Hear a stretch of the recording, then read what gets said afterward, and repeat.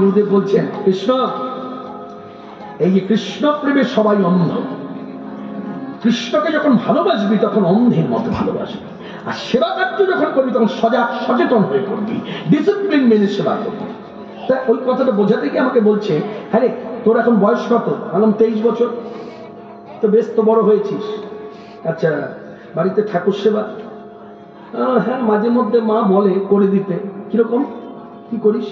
মানে ঘুম পাড়াতে বললে ঠাকুরকে ঘুম পাড়িয়ে দিলাম, ঘরের লাইটটা বন্ধ করে দিলাম, আর ঠাকুর আসলে পর্দা আছে টেনে দিলাম, হয়ে গেল। আচ্ছা আচ্ছা জাগাতে হলে কি করিস? জাগাতে হলে মা বলে দিয়েছে 3 তালি দিবি, তারপর পর্দা খুলে দিবি, বসিয়ে দিবি, একটু জল মিষ্টি দিয়ে দিবি।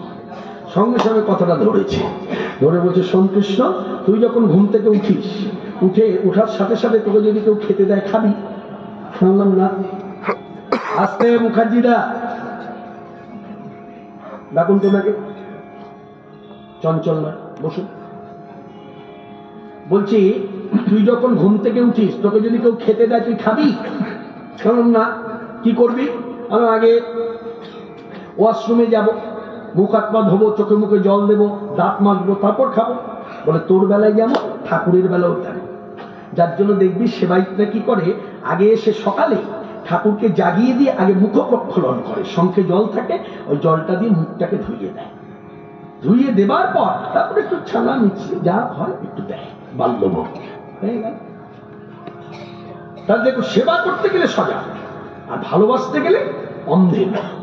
কে কি বললো, কে আমার কলঙ্ক গাইলো, কে আমায় পাগল বললো, কে আমার উন্মাদ বললো, কে আমার উন্মাদিনী বললো, কে আমায় বললো ভাই লেখাপড়া বেশি জানে না তো তাই ভগবান ভগবান করে বেড়ায়, যা ইচ্ছে তাই বলো। কৃষ্ণ প্রেমে সবাই অন্ধ, কৃষ্ণ প্রেমে সবাই অন্ধ, আমার কেবল ভাবগুলো মন্দ দেয় আমায় কাল বন্ধ। ওরে আমার কেবল ভাগ্যমন্দ, ওরা দেয় আমায় আনন্দ। আমার কেবল ভাগ্যমন্দ, আমি কৃষ্ণ প্রীতে অন্ধ। বহিতে নয়নে বহে বাড়ি, কথা বলছে কথা ললিতা কি করছে, মাঝে মধ্যে চোখের জল মুছিয়ে দিচ্ছে, কাঁদিস না কাঁদিস না, এত দুঃখ করিস। বলে দুঃখ হবে না, আমার নিন্দা চর্চা সবাই করে বেড়ায়। বলে হ্যাঁ রে, আচ্ছা এমন কি হয় না যারা নিন্দা চর্চা করে তাদের কাছে অনুনয় বিনয় করে বলা, অনুরোধ করা যে আমার নিন্দা করো না? শুনবে না, শুনবে না। তাই আমি ভেবেছি কি জানিস, আমি ওর সকলকে অভিশাপ দেবো, যেই বলেছে অভিশাপ দেবো। ললিতা বলছে সখী তুমি না কৃষ্ণ পদদাসী, তোমার মনটা এত সংকীর্ণ, তুমি কি জানো অভিশাপে ধ্বংস হয়? রাধারানী শ্রীমুখে বলে উঠলেন আমি সব জানি, জানি বলেই তো বলছি, আবারও বলছি শুনে না, অভিশাপ দেবো বলেছি, এবার হস্যযোগ করে দিলাম, দেবই। যেই বলেছে দেবই, সঙ্গে সঙ্গে ললিতা বলছে তবে না। তখনও কিন্তু আমরাও বুঝতে পারিনি, তারাও বুঝতে পারেনি, যারা তার সখী হয়ে হ্যাঁ তাকে ঘিরে রেখেছে তারাও বুঝতে পারেনি। শ্রীমুখে রাধারানী গাইছেন আমার কথা বলবে যারা, আমার মতন হবে তারা, আমার কথা বলবে যারা, আমার মতো হবে তারা। আমার কথা বলবে যারা, বলবে যারা।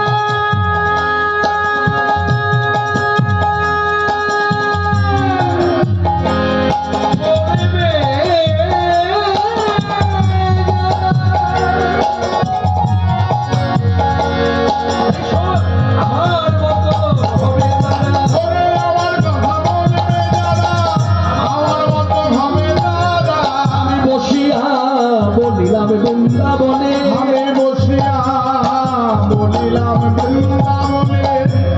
যাহাই বলা শেষ, সঙ্গে সঙ্গে ললিতা অভিষেক আটটি সখী সবাই মিলে চিৎকার করে বলতেন জয় রাধে জয় রাধে রাধে রাধে। রাধারানী বলতে কি হলো, আমি অভিশাপ দিলাম তোর উল্লাস করছি, এই কিছুক্ষণ আগে তোরা আমার নিন্দা করলি, আমার সংকীর্ণ মন তাই আমি অভিশাপ দেবো, আমি ধ্বংস চাইছি ইত্যাদি।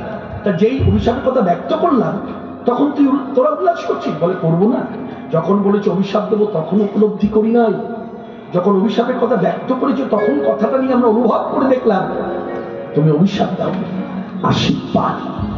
আজকে সভাতে যারা আছেন আপন আপন যে মতে যে পথেই থাকুন, আপন আপন গুরুপাদ পদ্ম হৃদয়ের আনুন, স্মরণে আনুন, এনে একটু কথাটা স্মরণ করুন। মনে রাখবে যাদের গায়ে রাধা ঠাকুরানীর অভিশাপ লেগেছে তারা নিত্য দেখবেন ঠাকুর ঘরে বসে রাধারানীর মতনই আচরণ করে। রাধারানী নিত্য যেমন বৃন্দাবনে ফুলের বাগান ছিল, কত ফুল ফুটত।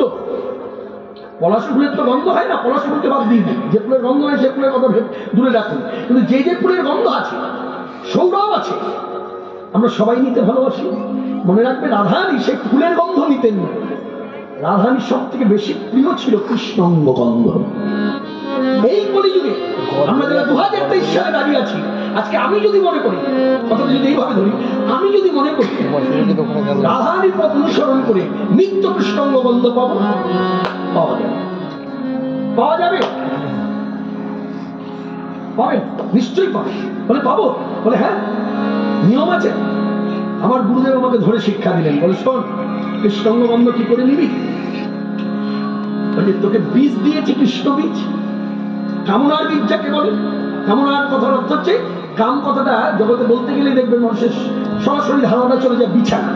কাম মানে বিছানা না, কাম মানে কাম, বাসনা। যার জন্য অনেক মানুষ আছে দেখবেন বিয়ে বাড়ির নিমন্ত্রণে উপস্থিত হয়, কিন্তু বিয়ে বাড়ির খাবারটা খায় না। যদি জিজ্ঞাসা করা যায় আপনি বিয়ে বাড়ির খাবার খাচ্ছেন না কেন, মানুষ শ্রাদ্ধ বাড়ির খাবারকে খায় না, কেন? পেট ভোগ বলে। আপনি বিয়ে বাড়ির ভালো খাবার খাচ্ছেন না, বলছে শুনুন, বিয়ে বাড়ির খাবার খাবো কি? ভক্তি রাজ্যে এসে অনুভব হয়েছে বিয়ে বাড়ির খাবার খেলে কামনা বাসনা দিন দিন বাড়ে, কাম বাড়ে। কাম মানে কামনা বাসনা, কামভোগ। হ্যাঁ, এই জন্য এর নাম দেওয়া হয়েছে কামভোগ। যাই হোক, এখন এই যারা কামনা বাসনা করে কৃষ্ণাঙ্গ গন্ধ পাবো, গুরুদেব শিক্ষামূলক কথায় বলছে, ওই যে কাম বীজ দিয়েছে, যা কিছু ভগবানের সেবায় নিবেদন করতে গেলে 10 বার বীজ জপ করতে হয়। তা তুমি একটা ফুল হাতে নাও, ফুলটা যে ফুল হোক হাতে, তাতে চন্দন মাখালে, একটি তুলসী পত্র রাখলে, আস্তে আস্তে, চঞ্চলতা নিয়ে সেবা কার্য হয় না, আস্তে ধীরে ধীরে রাখ, রেখে বুকের কাছে ধরো, ধরে জপ 10 বার বীজ জপ করে গেল। এবার এই ফুলটা হাতে নাও, নিয়ে আমার গোবিন্দের চরণে দিয়ে দাও, দিয়ে রেখে দিলে, হাতটা ধুয়ে নিবে, ধুয়ে ওখানে বসে থাকো। বসে কি করবে? রাধা কৃষ্ণ দুজনার যুগল চরণে 38টি চিহ্ন আছে, এই চিহ্নগুলো তুমি ওখানে বসে ভাবনার মধ্যে আনো। যেই তুমি ভাবনার মধ্যে নিয়ে এলে, এই খানিক সময় পার হয়ে গেল, যখন ওই খানিক সময় 20-25 মিনিট পার হয়ে গেল, তখন তুমি ওই ফুলটি তুলে এবার নাকের কাছে নাও। কি পেলে? আমি তো বুঝি না, ফুলের গন্ধ বলছে, না ফুলের গন্ধ নয়, নিবেদন করা তো, তিনি তো গ্রহণ করেছেন, তার অঙ্গের সঙ্গে মাখামাখি হয়ে গেছে ফুল, অর্থাৎ ওই ফুলের ভেতরে যে গন্ধটা আছে, ওই গন্ধটা তখন আর ফুলের গন্ধ নয়, ওটাই কৃষ্ণাঙ্গ গন্ধ। তা এটা হয় কিন্তু, এটা হলো কিসের জন্য? মনে রাখবে, রাধারানী যদি অভিশাপ না দিত, আজকে 2023 সালে দাঁড়িয়ে আমার আপনার মতো জীবের মধ্যেই ভাবনা আসতো না। তাহলে রাধারানী অভিশাপ দেয়নি, আশীর্বাদই করেছে। তাই ললিতা অভিষেকের মধ্যে তোরে মতো হবে তারা, কৃষ্ণ সুখে পাবে আতে মহারা,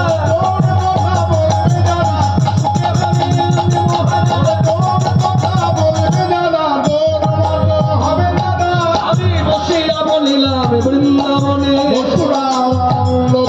বচনরা জুড়ে ধারা বহে যুগল নয়নে, নজন ধারার ধারায় ধরা ভেসে যায়, ধারায় ধরা ভেসে যায়, কৃষ্ণ বলে কেঁদে কেঁদে, ধারায় ধারা ভেসে যায় গো, নজন ধারার বিনা ধারা বাহে এই কারণেই আমি বলবো, সবার মধ্যে দাঁড়িয়ে বৈষ্ণব জগৎ যত বৈষ্ণবীয় রীতি নীতি ধারা আচরণ, যে ভাষায় বলি না কেন, যা কিছু আমরা চোখে দেখছি এবং পরবর্তীকালে আরো দেখব, মনে রাখবেন সবকিছু এসেছে ব্রজে রাধা ঠাকুরানী থেকে। চালান করেছে কে? চালান করেছেন ভগবান চৈতন্য। এই একই ভাবে চালানের দায়িত্ব দিয়েছিল গৌরমণ্ডলী। গৌরমণ্ডলী কারা? 6 গোস্বামীপাদ, দ্বাদশ গোপাল, 64 মহন্ত, অষ্টকবিরাজ, অষ্টব্রহ্মচারী, এবং পরবর্তীকালে কত সাধু গুরু সন্ত বৈষ্ণব মহাত্মা। তাই এই সঙ্গে সঙ্গে রাধারানী বসে আছে, তখন ললিতা বলছে, রাধে তোর কথাগুলো শুনলাম, বুঝলাম, সত্যি তুই দুঃখিত, সত্যি তোর ব্যথিত হৃদয়, সবাই বলে কলঙ্কি। আচ্ছা, সবার দোষের কথা তো তুই গাইলি, সবাই তোর নিন্দা চর্চা করে। হ্যাঁ, যার কারণে তুই কালিমা গায়ে মাতলি, কলঙ্কের দানি মাথায় নিলি, তোর বধূর কি কোনো দোষ নাই?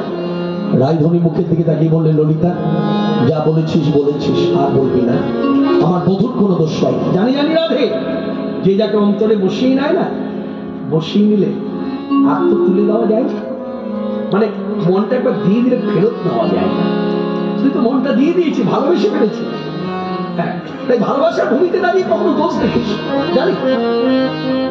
তখন রায়ধনী বলছে, কিন্তু আমি দোষ দেখবো বলতো? আমার বধূ আমার কৃষ্ণ আমাকে কথা দিয়েছে, অমাবস্যা রাতের অন্ধকারে আমি বাঁশি বাজাবো, সেই বাঁশি শুনে তোমরা মিলিত হবে হিন্দু বলে, সেখানে প্রমাণ করে দেবো আমার রাধা সতী নয়, সতী আমার রাধা কলঙ্কিনী নয়, নিষ্কলঙ্কিনী রাধা। তখন ললিতা বলছে, সখী আমি যদি বলি আজকে রাত্রিটাই অমাবস্যা রাত্রি, ওই বাঁশি বাজলো না তো? বলতে বলতে সখী শোনে বিনোদিনী কৃষ্ণ মধুর বৃন্দাবনে, আকাশ বাতাস মুখরিত করে গোবিন্দ আমার বাঁশি বাজিয়ে দিলেন বাঁশি। আর এই বাঁশির গান, এই বাঁশির গান এখনো শোনা যায়। আপনিও শুনেছেন, আমিও শুনেছি। তবে কিভাবে শোনা যায়? বলে, যার যেমন কান সে তেমনি শোনে, অধিকার ভেদে পৃথক শোনে। যার যেমন কান সে তেমনি শোনে, অধিকার ভেদে পৃথক পৃথক শোনে। যার জন্য তো যে পদাবলী কীর্তনের মধ্যে আছে না, ওই যে নৌকা বিহার যখন লীলা সাধন করে, তখন আমরা বলি না, যশোদা শুনিল বাসী দে ননী পিতা